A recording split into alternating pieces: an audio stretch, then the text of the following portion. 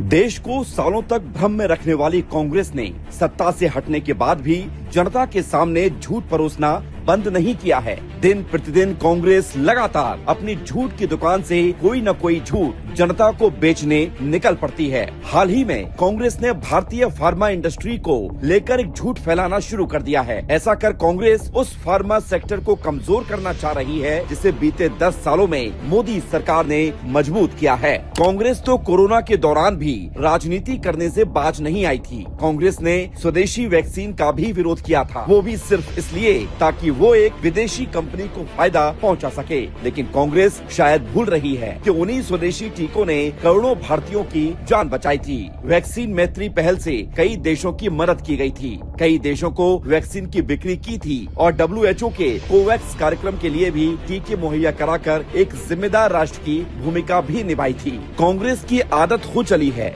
झूठ बोलो, झूठ को फैलाओ और उसे उस हद तक फैलाओ जब तक वो सच ना लगने लग जाए। यही वजह है कि कांग्रेस ने विदेशी आकाओं के कहने पर भारत के फार्मा सेक्टर पर हमला करना अब शुरू कर दिया है। कांग्रेस उतना ही करती है जितना उनके विदेशी आका उनसे करने को कहते हैं, लेकिन कांग्रेस शायद भूल रही है कि भारत का फार्मा उद्योग मात्रा के हिसाब से दुनिया का तीसरा सबसे बड़ा और उत्पादन के मूल्य के मामले में 14वां सबसे बड़ा उद्योग माना जाता है। वित्त वर्ष 2023-24 के लिए भारत का फार्मास्यूटिकल बाजार 50 बिलियन अमेरिकी डॉलर का था, जिसमें घरेलू खपत 23.5 बिलियन अमेरिकी डॉलर और निर्यात 26.5 बिलियन अमेरिकी डॉलर है। भारत के बढ़ते फार्मास्यूटिकल उद्योग को देखते हुए ये भी अनुमान लगाया जा रहा है कि फार्मा निर्यात 2030 तक 65 अरब डॉलर और 2047 तक 350 अरब डॉलर तक पहुंच सकता है। भारत के बढ़ते कद से कांग्रेस और उन्हें विदेशी फंडिंग भेजने वाले आकाओं के पेट में दर्द